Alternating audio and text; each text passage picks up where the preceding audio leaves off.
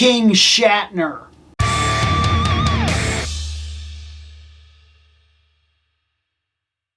So, just starting this episode, let me say thank you, personally, to a buddy of mine that actually bought this for me. I didn't buy this. He found it, he seen it, he bought it, he dropped it off in my mailbox. That buddy is Sario from Sario Says. He does Let's Plays and whatnot, and does hangouts where he just kind of plays games and hangs out and talks to people when he's on his channel. And when he's not there, he's sometimes on Fandom Night, either with or without me, doing Fandom Night episodes. That's where he makes his home, and he bought me King Shatner. Boy, oh boy, this was awesome. On so many different levels, guys. First off, this was amazing, okay? To think that they not only, I'm just, look, Revolution took a storyline that people have been arguing about for years.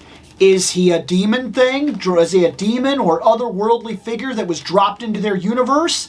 He very much said so in Revelation, only to then give you a storyline where they kind of took what was going on in the mini-comics, took what was going on in 2000X, mashed them together, and showed that the Havoc magic corrupted him so that he literally thought he was a demon-esque creature. Like he thought he was an extra-dimensional or interdimensional demon-like creature that was deposited on Eternia. He really thought that. He had forgotten that this was his truth. And then, when it was given back to him, like, oh my God, this was so good. Like, I can't get enough of just how good that series is. Like Revelation and Revolution, I don't care.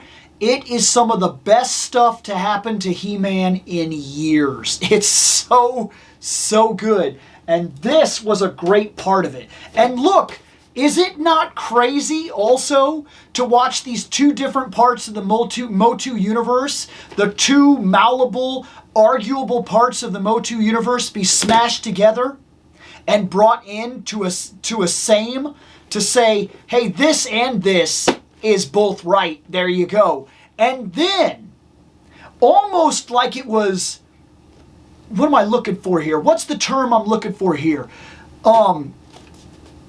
Poetic irony, that not only did they sell two different storylines that people have thought about for years and make them one, but they did it with two different voice actors from two of the biggest franchises that have been at odds ends for years. How many times I have grown up hearing people say, I don't really like Star Trek, it's too slow, or I'm a Star Wars guy, or I don't like Star Wars because Star Wars is just run and gun and Star Trek is actually the intellectuals, sci-fi and yada yada. Watching people argue about these two franchises for so many years, and then watching something else in another franchise that's been argued about for so many years, only to have it smashed together in a way where literally Shatner and Mark Hamill are playing the same guy. I mean, is that poetic irony? Because to me, that is wild.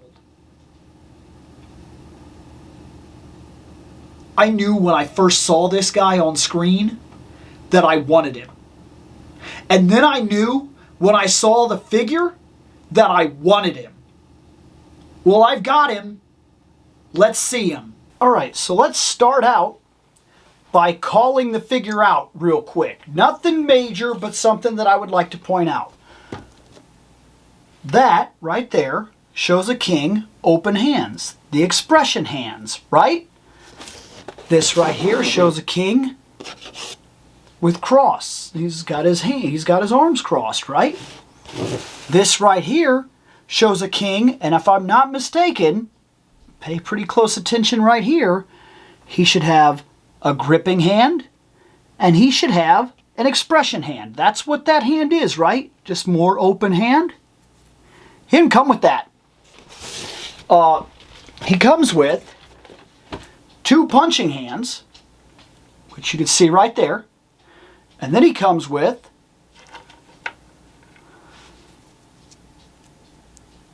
two weapon holding hands, 2 gripping hands, which is ironic because he comes with literally no weapons, none at all. He has an extra head, which is nice. It's got the crown. It's the crown head. And by the way, like I've come to expect, absolutely fantastic face sculpt. Like very, very spot on, very, very, very well done. I'm impressed. I thought maybe I could swap a Skeletor hand, but the Skeletor hands are this kind of blue. See? So like, maybe some people won't notice, but it would bother me. I would notice. So, he doesn't have the right color hands, and there's nothing I can really do about that. Aside from like literally repainting it or something like that, like taking one of these hands and repainting it. And even then, it would not be the right kind of hand because he needs like a human hand, not one with the long nails. But, that aside, I won't be able to do those kinds of expressions with him, but he himself is very, very good. Like, this is really good. I really like this. There's a decent amount of give here. Actually, I like the boots. I like the fur and whatnot on the boots. That's really good. Let's turn the leg a little bit so we got more that we can use here. Let's go up into here for a second. I think I need to turn this leg a little bit, and that'll rebalance him out a little bit. There. There, I think that's about right. It almost seems like one leg is longer than the other. That's what I'm having troubles with right there. I think I got it. Am I imagining it? Does it seem like he leans to one side? I'm having a lot of trouble figuring out exactly what it is that's causing it. Let me move all this up. There we go. Pull that down a bit, turn the leg.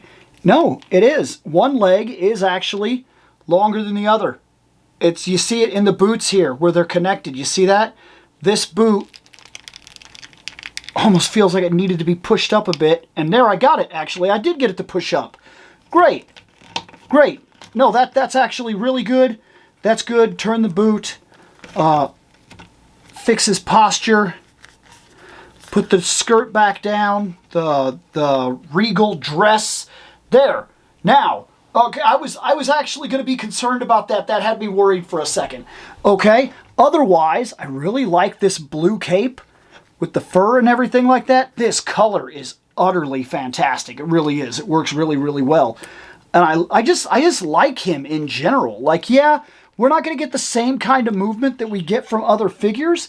In fact, he actually has different kinds of arms. Like, there are these like type of sleeves, and then they don't have the double joint elbows because the sleeve literally stops him. So he is a little bit different than other Masterverse figures that we've had.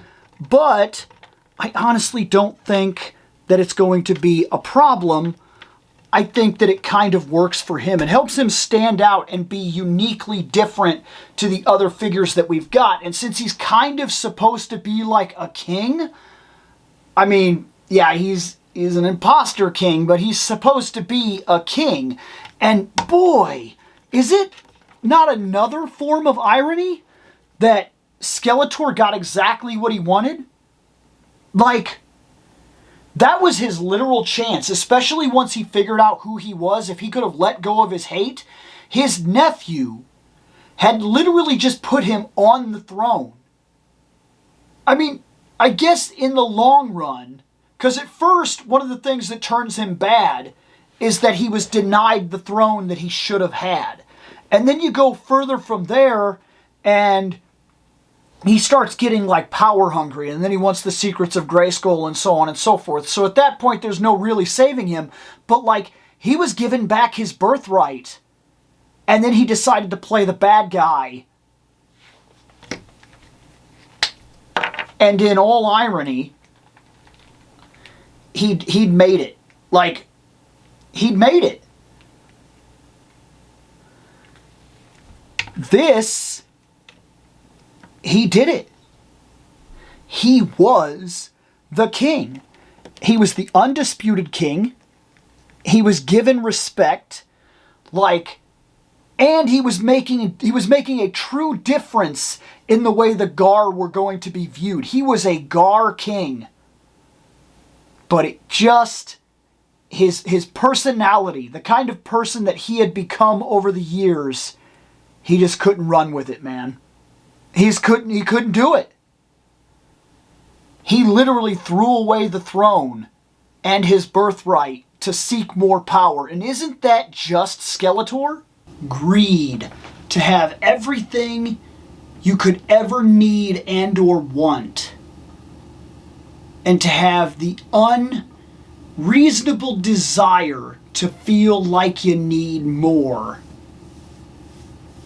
And it destroyed him.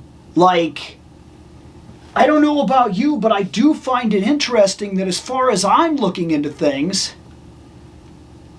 if he could have woke up and realized that the rights, that the wrongs of the past were literally being corrected right there and now, and working alongside his nephew, he could have said, this is the situation. They hurt me, and it woke my memory up. And he could have even done it after he became king. Like, after he became king, he could have said, I need to be honest with you, and it's going to be hard for you to take. And you know what I mean? Like, but it's not him, man. It's not Skeletor. And in a way, I guess we're always happy about that, because, like, we don't necessarily want Skeletor and He-Man to be friends. Enemies, like allies of circumstance, we could probably live with that. But friends, we're really not necessarily interested. This guy is cool. King Shatner is pretty cool to add to the shelf. Like, his looks awesome. I really like a lot of the design and everything that's built into him. But man, if this cape doesn't literally just sell it, that is one of the best capes I've seen so far. Like, I'm really happy with it. Well, guys, I've added King Shatner to the shelf. I'm going to get out of here.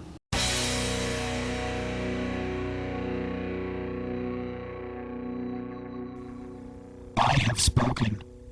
Take what you will from it.